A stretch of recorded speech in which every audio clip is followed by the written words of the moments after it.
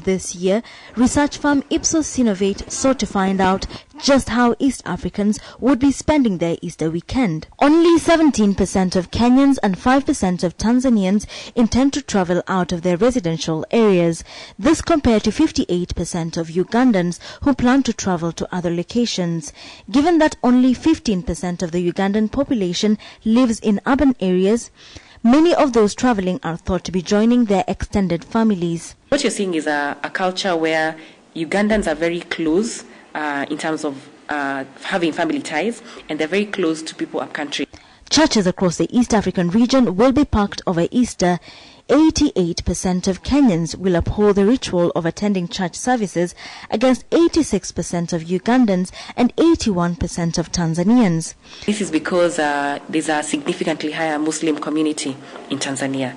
But regardless of where or how they spend the holiday, most East Africans simply want to be with their loved ones. 39% of Kenyans will celebrate the holiday with their spouses, while 19% will use it to socialize with friends. For Ugandans, the reverse is true. Only 17% have opted to spend the time with their husbands or wives. In the face of the high inflation rates in the last few months, the poll revealed interesting expenditure patterns across the region. While Tanzanians plan to spend less on Easter this year, Kenyans and Ugandans foresee themselves spending more. If you look at this in terms of their travel patterns, Ugandans intend to travel more and they intend to spend more. So as they're traveling to other places, they intend to spend more. Kenyans intend to spend more, but intend to travel less. So I'd expect that anyone who has an entertainment spot or a restaurant will definitely make more money out of Kenyans and Tanzanians. 49% of Kenyans, 48% of Tanzanians and 37% of Ugandans fully intend to purchase gifts. The three top gifts are clothes, special lunches and special dinners. It's quite interesting to see, like in Uganda, the list extends to buying a pair of shoes, 15%, buying roses, 10%, and even buying a card, 17%. Whereas in Kenya, the mentions of buying roses or buying a card is less than 5%. Yet regardless of how much East Africans spend on Easter this year, pollsters say the spending cannot rival that which takes place over Christmas and Valentine's Day. Wilkes Nyabwa, KTN Prime.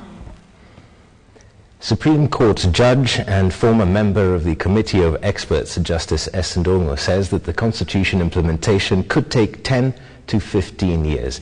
She says that rushing the process would only amount to errors which will hamper the realization of the new dispensation. Njoki Ndungu called on Kenyans and the political class to be patient and take matters to do with constitutional implementation one at a time, since it is impossible to address them at once. After all, the intention wasn't for the 9th Parliament itself to legislate on the Constitution. It can go to the 10th Parliament and to the 11th Parliament.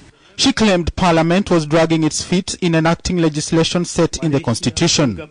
It also emerged that proper choice on what can and cannot be done by the current Parliament is crucial, since implementation of the Constitution may not be smooth, given that the country is fast approaching a general election. Simply put, on the 26th of August 2010, that's a day before the promulgation of the Constitution we now have, we were still implementing the Constitution that was enacted in 1964, and there were still parts of it that hadn't been implemented.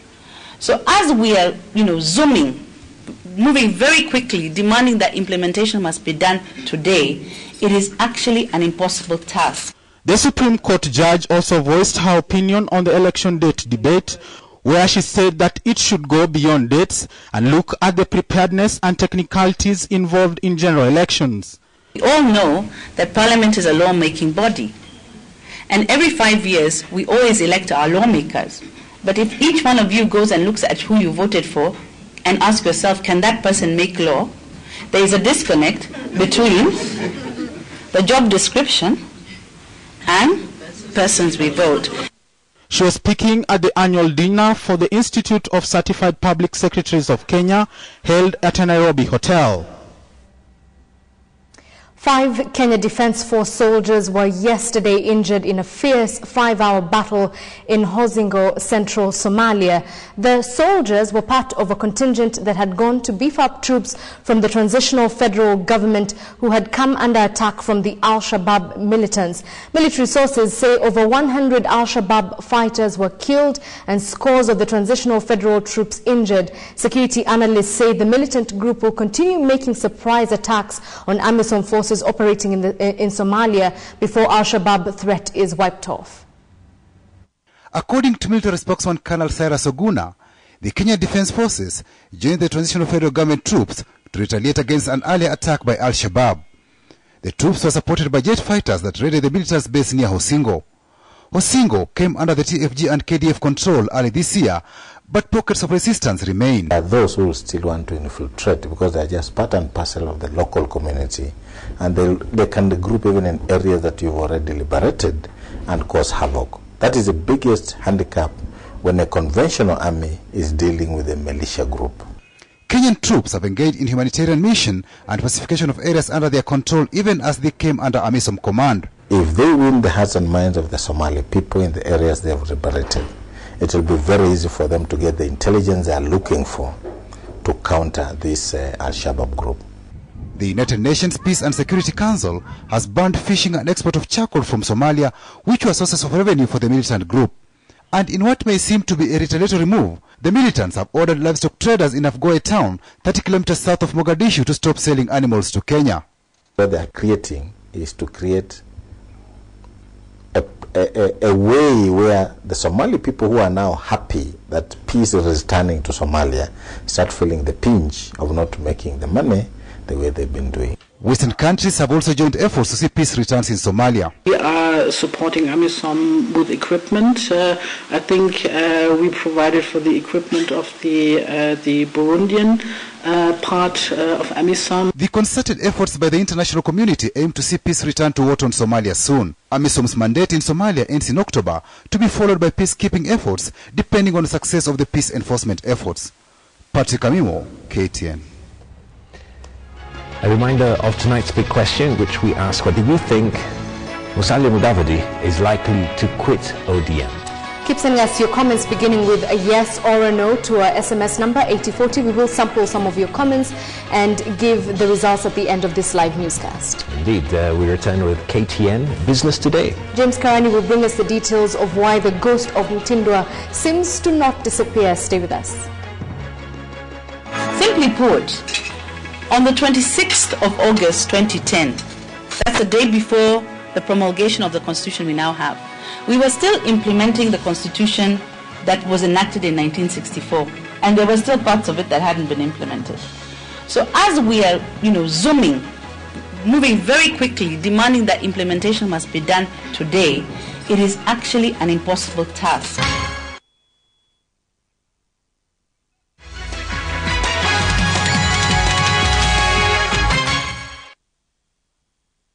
The Menengai All-Great Trip Tenor-Side Rugby takes place over the Easter weekend at the Nakuru Athletic Club, featuring more than 24 teams from East Africa. This promises to be a big battle. Come experience real rugby from the big boys and major schools from the region for adrenaline, hard tackles, great fun, and lots of winning. This is the place to be. There will also be lots of fun for the young ones. Face painting, bouncing castles, treasure hunts, and much more. The schools category will be held on the 6th of April. The Menengai All-Great Trip Tenor-Side Rugby on the 7th and the 8th of April at the Nakuru Athletic Club. Entry is only 300 bob. Radio Maisha After Party rocks at the Courtyard Hotel later from 6 p.m. featuring Size 8, Fingerworks DJ Peter Adams, and many more for only 500 bob. Let's get the party started. You got a $10 bill, put your hands up. Single ladies, I can't hear y'all. Single ladies, make noise.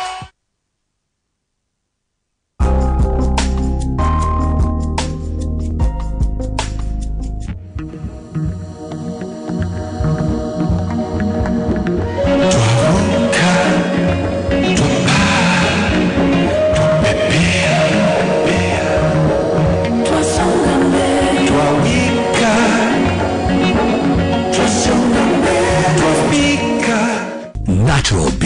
Sugar-free, truly Kenyan.